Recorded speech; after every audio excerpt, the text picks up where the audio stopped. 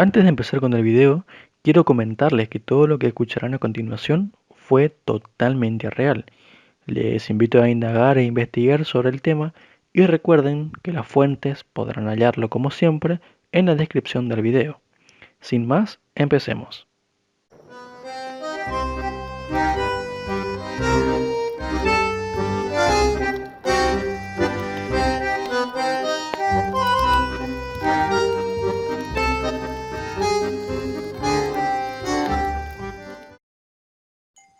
En la madrugada del 18 de abril de 1955, Albert Einstein murió en el hospital de Princeton.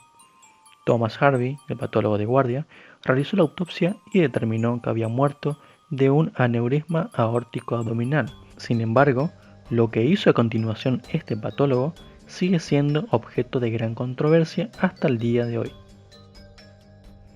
Básicamente, lo que hizo el patólogo Harvey fue tomar el cerebro de Einstein sin permiso, lo que algunos lo llamarían robo, aunque él siempre se excusó con que aquello fue por la ciencia, para estudiar lo que debía ser uno de los cerebros más singulares y extraordinarios de la historia del hombre.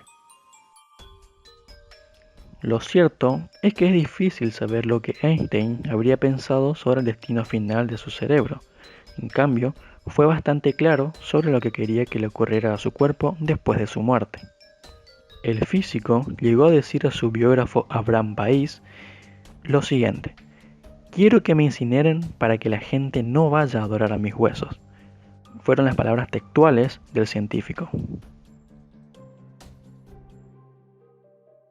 Y de hecho así fue. En menos de 24 horas después de su muerte, en una ceremonia secreta con familiares y amigos, dispersaron las cenizas del genio a lo largo del río Delaware. Sin embargo, esas cenizas no incluían su cerebro ni sus ojos. Hoy se rumorea que están en una caja de seguridad en Nueva York, o quizás en Nueva Jersey. Pero mucho antes de eso, justo en el momento en que Harvey aparecía en escena, el cerebro de una de las mentes más lúcidas comenzaba un increíble y escalofriante viaje.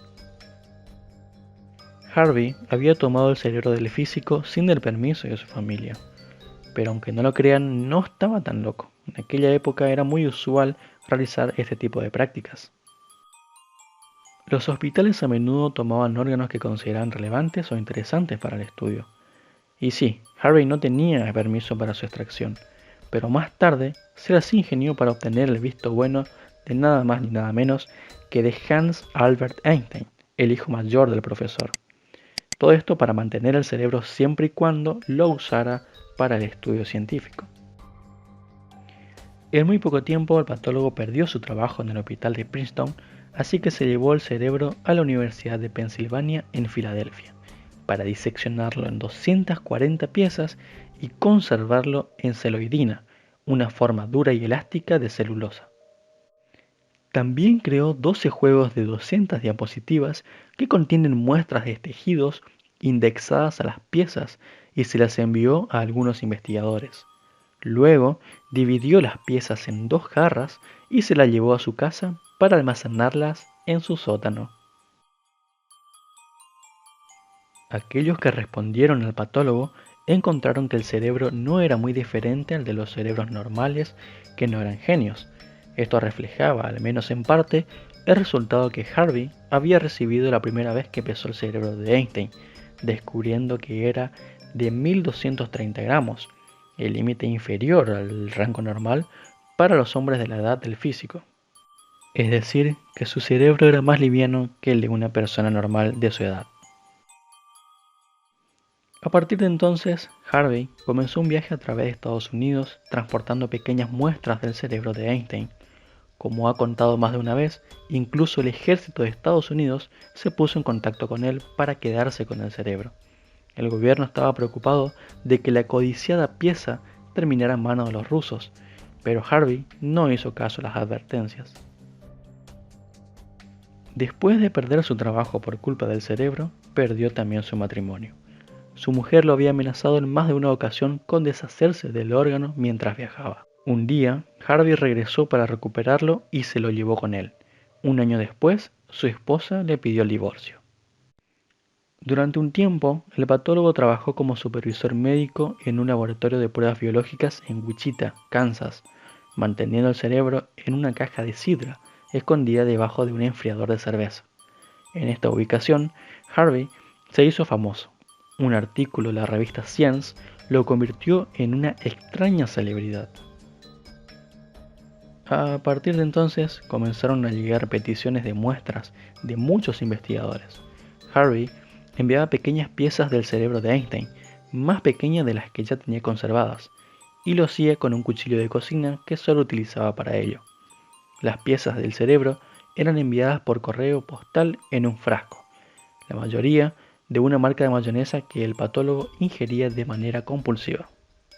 Inclusive se decía, pero nunca se demostró, que el patólogo alcanzó a consumir partes del cerebro de Einstein. Claro que esto nunca fue comprobado.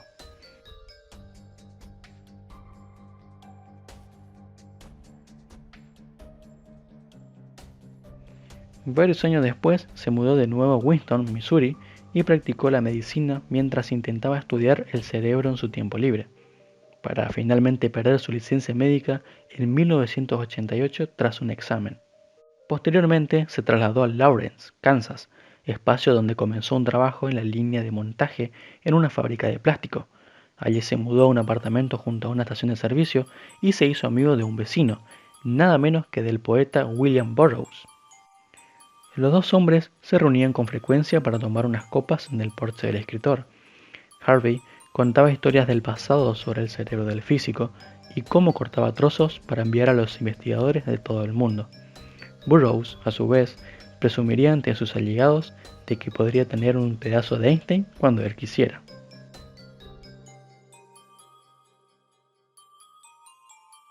En 1985, Harvey y un grupo de colaboradores en California por fin publicaron el primer estudio del cerebro de Einstein, afirmando que tenía una proporción anormal de dos tipos de células, neuronas y glía. Ese estudio fue seguido por otros 5, informando sobre diferencias adicionales en células individuales o en estructuras particulares en el cerebro. Los investigadores detrás de estos trabajos dijeron que estudiar el órgano de Einstein podría ayudar a descubrir los fundamentos neurológicos de la inteligencia, una premisa absurda para otro gran número de científicos. Ya en el año 2013, un estudio neurológico del cerebro de Einstein parecía encontrar el secreto tras su inteligencia, unas conexiones nerviosas inusualmente buenas. En esencia, se trataba de la central de conexiones que enlaza un hemisferio cerebral con el otro. Este puente nervioso transmite información necesaria para la coordinación motora, pero también está implicado en procesos cognitivos. Parece ser que el cuerpo calloso de Einstein era especialmente denso.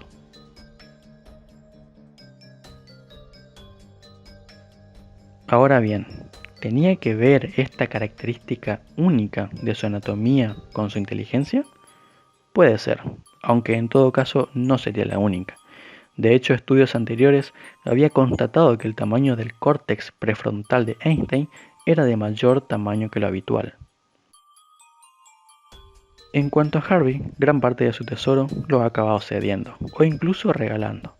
La BBC realizó un documental sobre la vida del patólogo hace varios años, donde se mostraba al ya octogenario vagando en el sótano de su casa, con un frasco y cortando una pieza del cerebro en una tabla de quesos con su cuchillo de cocina especial.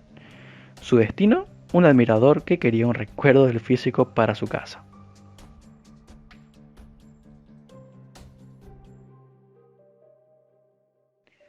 Por tanto, es factible pensar que un número desconocido de personas guarda en su casa una pequeña porción del cerebro que dedujo la ecuación de la física más conocida del planeta. Ahora bien, lo que yo me pregunto es, ¿qué pensaría de todo esto el científico Albert Einstein? O mejor aún, ¿qué opinan ustedes sobre todo esto? Hasta aquí esta increíble pero muy perturbadora historia que la verdad me llamó mucho la atención y quise compartirla con todos ustedes. Si te gustó el video, no te olvides de dejar tu me gusta y te invito a suscribirte al canal para estar al tanto de nuevas novedades que vamos a estar publicando en el canal. Y no te vayas sin dejar tu comentario, que no olvides que yo siempre los leo a todos. En fin, muchas gracias y nos vemos hasta la próxima.